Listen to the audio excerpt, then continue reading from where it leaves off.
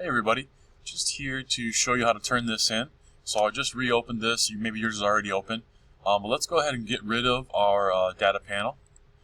Make this nice and big. Then the next thing we want to do is expand our sketches and bodies so that we can find this. I'm going to turn off both of my sketches so it looks a little bit clearer.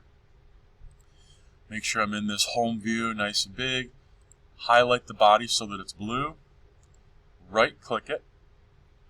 And then we want to go down to properties, and this little window will pop up here. Just a little reminder, we go down here in the bottom left corner, start typing snipping tool,